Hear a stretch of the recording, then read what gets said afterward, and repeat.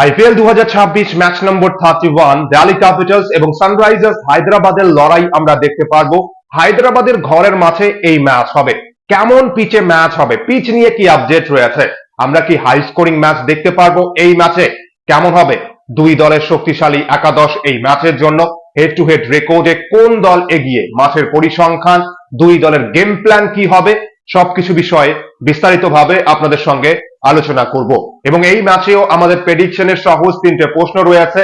যাদের প্রেডিকশনের উত্তর সঠিক হবে তাদের মধ্যে থেকে লাকি একজন পাবে নিজের পছন্দের আইপিএল দলের জার্সি। এই ম্যাচের জন্য কি প্রশ্ন রয়েছে জানাবো আপনাদের, কিন্তু আমরা প্রথমে দুই দলের হেড টু হেড রেকর্ড দেখে নেব। আইপিএল এর ইতিহাসে দুই দল 26 ম্যাচে মুখোমুখি হয়েছে। সানরাইজার্স হায়দ্রাবাদ জয় পেয়েছে 13 ম্যাচে এবং দিল্লি ক্যাপিটালস জয় পেয়েছে 12 ম্যাচে। মানে সবসময় কিন্তু এই দুই দলের মধ্যে ভালো ফাইটের ম্যাচ আমরা দেখেছি। এবং শেষ 5 ম্যাচের রেকর্ড যদি আমরা দেখি, শেষ 5 ম্যাচের মধ্যে দিল্লি ক্যাপিটালস 2 ম্যাচে জয় পেয়েছে এবং এসআরএইচ জয় পেয়েছে 2 ম্যাচে। সবসময় কিন্তু ভালো ফাইট হয়েছে এই দুই দলের মধ্যে। সানরাইজার্স হায়দ্রাবাদের ঘরের মাঠে ম্যাচ হবে। এই সিজনে এখনো পর্যন্ত আমরা এই মাঠে 3 ম্যাচ হতে দেখেছি, সেভাবে কিন্তু হাই স্কোরিং ম্যাচ এখনো পর্যন্ত হতে দেখিনি। উইকেট কিন্তু একটু স্লোয়ার সাইড ছিল। কিন্তু এই ম্যাচের পিচ নিয়ে কি আপডেট রয়েছে, কেমন পিচে ম্যাচ হবে? এবার দেখুন এই ম্যাচের পিচ নিয়ে যে আপডেট, একদিকে ক্রিকব্যাজ বলছে যে পিচ নম্বর 5 ম্যাচ হবে এবং অন্যদিকে ক্রিক ইনফো বলছে যে এই ম্যাচ পিচ নম্বর 2 হবে। কিন্তু আমরা যদি দেখি কোচেরা কি বলেছে এই ম্যাচের পিচ নিয়ে, দিল্লি ক্যাপিটালস এর কোচ হেমাঙ্গ বাদানি উনি কিন্তু বলেছেন যে অবশ্যই প্রথমের দিকে প্রথম কয়েক ম্যাচে একটু উইকেট স্লোয়ার সাইড ছিল, কিন্তু শেষ কয়েক দিনে অতিরিক্ত গরম এবং উনি মনে করছেন যে পিচে পরিবর্তন হতে পারে। পিচে রোলিং করা হয়েছে এবং ওয়েদার কন্ডিশন পরিবর্তনের জন্য কিন্তু হয়তোবা ব্যাটসম্যানরা দাপট দেখাতে পারে। এমনকি সিএসকে ও সানরাইজার্স হায়দ্রাবাদের মধ্যবর্তী ম্যাচের আগে কোচ ড্যানিয়েল ভিটোরি উনিও কিন্তু বলেছিলেন যে ওয়েদার কন্ডিশন পরিবর্তন হয়েছে। এবং শেষ ম্যাচে কিন্তু আমরা দেখেছি যে কিভাবে সানরাইজার্স হায়দ্রাবাদের ওপেনার অভিষেক শর্মা পাওয়ার প্লের মধ্যেই মাত্র 15 বলে অর্ধশত রান করেছিলেন। তাই উইকেট কিন্তু ওয়েদার কন্ডিশন পরিবর্তন হয়েছে। প্রথম কয়েক ম্যাচে একটু স্লোয়ার সাইড ছিল, কিন্তু অনুমান করা হচ্ছে যে এই ম্যাচেও হয়তো ব্যাটসম্যানরা ভালো এনজয় করবে ব্যাটিং করতে। প্রথম কয়েক ম্যাচে আমরা কিন্তু দেখেছি যে একটু হলেও বলাররা সাহায্য পেয়েছে, এমনকি প্ল্যান অনুযায়ী বলাররা বোলিং করেছিল। এই ম্যাচেও যদি সেভাবে কাজে লাগাতে পারে তাহলে কিন্তু অবশ্যই ব্যাটসম্যানদের একটু চাপ হবে। কিন্তু হায়দ্রাবাদের এই ম্যাচের অ্যাভারেজ স্কোর কিন্তু 200 রান, সহজেই এই ম্যাচে 200 রান হয়। যদিও এবছর এখনো পর্যন্ত আমরা হাই স্কোরিং ম্যাচ দেখিনি যে 230, 40, 50 রান, কিন্তু পাওয়ার প্লে গুরুত্বপূর্ণ হবে। যে দল পাওয়ার প্লেতে ভালো করতে পারবে এবং যে দল টসে হেরে হোক বা টসে জিতে প্রথমে ব্যাটিং করবে, প্রাথমিক লক্ষ্য হবে যে 200 রান করা এবং এরপর যদি এক্সট্রা 20-30 করতে পারে সেই দলের জন্য কিন্তু ভালো হবে। তাই সবকিছু রিপোর্ট দেখার পর কোচরা যেমনটা জানিয়েছে, অনুমান করা হচ্ছে যে ভালো ব্যাটিং ফ্রেন্ডলি সারফেস হয়তো আমরা দেখতে পারবো এই ম্যাচের জন্য। শেষ 8 ম্যাচের মধ্যে 5 ম্যাচেই কিন্তু চেজিং টিম জয় পেয়েছে। 200-র নিচে রান সহজেই চেস হয়েছে, এমনকি 240-এর উপর রান আমরা কিন্তু চেস হতে দেখেছি শেষ 8 ম্যাচের মধ্যে। এবং 8 ম্যাচের মধ্যে 3 ম্যাচে টোটাল ডিফেন্ড হয়েছে। শেষ 2 ম্যাচে হায়দ্রাবাদ কিন্তু সানরাইজার্স হায়দ্রাবাদ রাজস্থান রয়্যালস এর বিরুদ্ধে 216 এবং সিএসকে এর বিরুদ্ধে 194 রান ডিফেন্ড করেছে এই ম্যাচে। এবার যে দল প্রথমে ব্যাটিং করবে 200 বা তার অধিক রান করতে পারলে সেই দলের জন্য কিন্তু ফাইট করতে সুবিধা হবে। ডিউ একটু ফ্যাক্টর হতে পারে, যেহেতু ওয়েদার কন্ডিশনে পরিবর্তন হয়েছে। দ্বিতীয় ইনিংসে যদি ডিউ একটু বেশি আসে তাহলে এবার দেখা যাক যে ক্যাপ্টেন ঈশান কিশন বা ক্যাপ্টেন আকসার পাটেল টসে জিতে আমার মনে হয় যে বেশিরভাগ ক্যাপ্টেনই কিন্তু প্রথমে বোলিং করার সিদ্ধান্ত নিয়েছে এবং এই ম্যাচেও হয়তোবা এমন কিছু ডিসিশন আমরা দেখতে পারবো। সম্ভাব্য পিচ রিপোর্ট দেখার পর তাহলে আপনাদের কি মনে হচ্ছে? আমাদের প্রেডিকশনের প্রথম প্রশ্ন, এই ম্যাচে কোন দল জয় পাবে? ঘরের মাঠে হায়দ্রাবাদ নাকি দিল্লি ক্যাপিটালস জয় পাবে এই ম্যাচে? তাহলে কেমন হবে দুই দলের সম্ভাব্য একাদশ এই ম্যাচের জন্য? চলুন দেখি। প্রথমে যদি আমরা হায়দ্রাবাদের একাদশ দেখি যে হায়দ্রাবাদের একাদশ কেমন হবে। ক্যাপ্টেন প্যাট কামিন্স কিন্তু এই ম্যাচে খেলতে পারবে না। সম্ভবত 25 এপ্রিল থেকে আমরা ক্যাপ্টেন প্যাট কামিন্সকে মাঠে দেখতে পারবো। তাহলে হায়দ্রাবাদের একাদশে Abhishek Sharma, Travis Head, Ishan Kishan, Henry Klaasen, Nitish Kumar Reddy, Aniket Verma, Liam Livingstone বা দিলশন মধুসংখ্যা যে কোনো একজন খেলতে পারে, সলিল আরোরা, শিভাং কুমার, ঈশান মালিঙ্গা, প্রফুল হেঙ্গে এবং সাকিব হোসেন। সেক্ষেত্রে উইনিং কম্বিনেশন নিয়ে খেলার প্রবল সম্ভাবনা রয়েছে।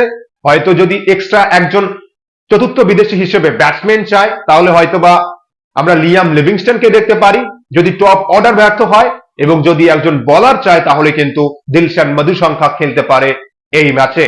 এবং তাহলে দিল্লি ক্যাপিটালস এর একাদশ কেমন হবে এই ম্যাচের জন্য?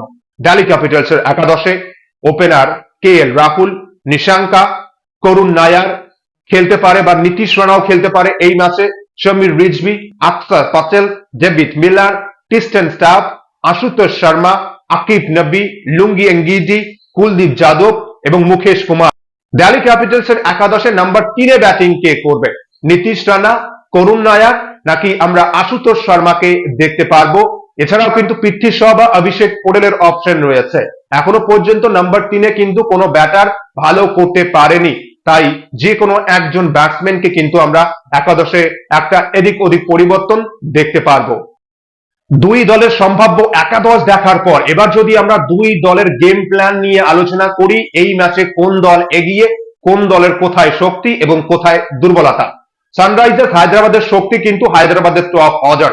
হায়দ্রাবাদ 70% ম্যাচে জয় পায় যদি ওপেনার অভিষেক শর্মা, ট্রাভিস হেড ভালো পারফরমেন্স করে এবং এরপর ঈশান কিশন, হেনরি ক্লাসেন এবং নীতিশ কুমার রেড্ডি যদি ব্যাট হাতে ভালো পারফরমেন্স করতে পারে। এবং অন্যদিকে দিল্লি ক্যাপিটালস এর বোলিং ডিপার্টমেন্ট কিন্তু মূল শক্তি।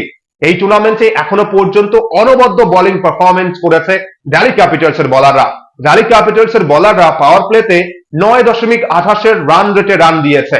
দুর্দান্ত বোলিং পারফরমেন্স কিন্তু দিল্লি ক্যাপিটালস এর বোলারদের ডেথ ওভারেও আমরা দেখেছি, এমনকি মিডল পেসেও ভালো বোলিং পারফরমেন্স করেছে।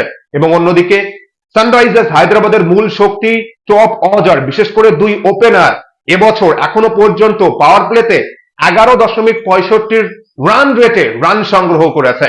মানে পাওয়ার প্লেতে হায়দ্রাবাদ যদি ভালো স্টার্টিং করতে পারে, অভিষেক এবং ট্রাভিস হেড যদি ভালো খেলতে পারে, 70% ম্যাচে সানরাইজার্স হায়দ্রাবাদ জয় পায়। এবং নতুন বোলাররা হায়দ্রাবাদের কিন্তু শেষ দুই ম্যাচে যথেষ্ট ভালো বোলিং পারফরমেন্স করেছে। 216 রান ডিফেন্ড হতে আমরা দেখেছি, 194 ডিফেন্ড করেছে। এবার দেখা যাক যে এই ম্যাচেও হায়দ্রাবাদের তরুণ বোলাররা কেমন বোলিং পারফরমেন্স করবে। কিন্তু এই ম্যাচের মূল লড়াই হবে যে দিল্লি ক্যাপিটালস এর বোলিং ডিপার্টমেন্টের সঙ্গে হায়দ্রাবাদের টপ অর্ডার ব্যাটসম্যানদের, বিশেষ করে ওপেনিং এ পাওয়ার প্লে। এবার পাওয়ার প্লে 6 ওভারে যদি হায়দ্রাবাদ কোনো উইকেট না হারিয়ে 70-80 রান করে বা তারও অধিক করতে পারে তাহলে এই ম্যাচে হায়দ্রাবাদ এগিয়ে থাকবে। এবং সহজেই হায়দ্রাবাদ যদি প্রথমে ব্যাটিং করে বা চেজের ক্ষেত্রেও যদি ওপেনাররা ভালো করতে পারে, 200-র অধিক রান বা 200-র কাছাকাছি রান কিন্তু চেস করার ক্ষমতা হায়দ্রাবাদের এই ব্যাটিং ডিপার্টমেন্টের রয়েছে। কিন্তু অনেকটাই নির্ভরশীল যে দুই ওপেনার কেমন পারফরমেন্স করবে। এবং অন্যদিকে দিল্লি ক্যাপিটালস এর গেম প্ল্যান, দিল্লি ক্যাপিটালস এর ফাস্ট বোলাররা যদি শুরুতেই ট্রাভিস হেড, অভিষেক শর্মা, ঈশান কিশন এই তিনের মধ্যে থেকে যে কোনো দুজনকে আউট করতে পারে তাহলে কিন্তু ম্যাচে এগিয়ে যাবে দিল্লি ক্যাপিটালস। কেননা হায়দ্রাবাদের লোয়ার মিডল অর্ডার ব্যাটসম্যানরা সেক্ষেত্রে এখনো পর্যন্ত ভালো করতে পারেনি। হেনরি ক্লাসেন অনবদ্য ফর্মে রয়েছে এবং নীতিশ কুমার রেড্ডি ভালো পারফরমেন্স করেছে, কিন্তু বাকিরা কিন্তু এখনো পর্যন্ত ভালো করতে পারেনি। এই ম্যাচে আমাদের প্রেডিকশনের দ্বিতীয় প্রশ্ন, অভিষেক শর্মা এই ম্যাচে কত রান করতে পারে? রান সংখ্যা প্রেডিক্ট করতে হবে। প্রথম প্রশ্ন, কোন দল জয় পাবে? দ্বিতীয় প্রশ্ন, এই ম্যাচে অভিষেক শর্মা কত রান করবে? রান সংখ্যা প্রেডিক্ট করতে হবে কমেন্ট বক্সে। তাহলে এই ম্যাচের মূল কথা কি? যদি Travis head, Abhishek Sharma, Henry Klaasen, ঈশান কিশন ভালো পারফরমেন্স করে, এই চারের মধ্যে থেকে দুজন যদি বড় ইনিংস খেলে, হায়দ্রাবাদ ভালো ফাইট করবে, বড় স্কোর চেস বা বড় স্কোর সেট করতে পারবে। এবং অন্যদিকে দিল্লি ক্যাপিটালস এর বোলিং ডিপার্টমেন্ট ভালো করতে পারলে, ব্যাটিং ডিপার্টমেন্টে ভালো ফিনিশার রয়েছে, David Miller, Tristan staff, Rahul এবং নিশাঙ্কা যদি ওপেনিং এ ভালো করতে পারে, আমরা আশা করব যে ভালো হাড্ডাহাড্ডি লড়াইয়ের ম্যাচ দেখতে পারবো। এই ম্যাচে আমাদের প্রেডিকশনের তৃতীয় প্রশ্ন, কোন বোলার সবচেয়ে বেশি উইকেট পাবে এই ম্যাচে? প্রেডিকশনের প্রথম প্রশ্ন, কোন দল জয় পাবে? দ্বিতীয় প্রশ্ন, অভিষেক শর্মা এই ম্যাচে কত রান করবে? এবং তৃতীয় প্রশ্ন, এই ম্যাচে কোন বোলার সবচেয়ে বেশি উইকেট পাবে, বলারের নাম এবং কটা উইকেট পাবে, 2, 3, 4, 5টা মেনশন করতে হবে কমেন্ট বক্সে। যাদের প্রেডিকশনের উত্তর সঠিক হবে তাদের মধ্যে থেকে লাকি একজন পাবে নিজের পছন্দের আইপিএল দলের জার্সি। এবং শর্ট ভিডিওতে আমাদের প্রেডিকশনের দুটো প্রশ্ন করা হবে, শর্ট ভিডিও থেকেও লাকি একজন কিন্তু পাবে নিজের পছন্দের আইপিএল দলের জার্সি। তাই আপনাদের ম্যাচ নিয়ে মন্তব্য এবং প্রেডিকশনের উত্তর লিখবেন কমেন্ট বক্সে। এবং ভিডিওটি ভালো লাগলে লাইক, কমেন্ট ও সাবস্ক্রাইব করে খেলাধুলোর সমস্ত আপডেট পাওয়ার জন্য চ্যানেলটি সাবস্ক্রাইব করে বেল আইকনে প্রেস করবেন ভিডিও নোটিফিকেশন সবার আগে পাওয়ার জন্য। সবাই ভালো থাকবেন, সুস্থ থাকবেন।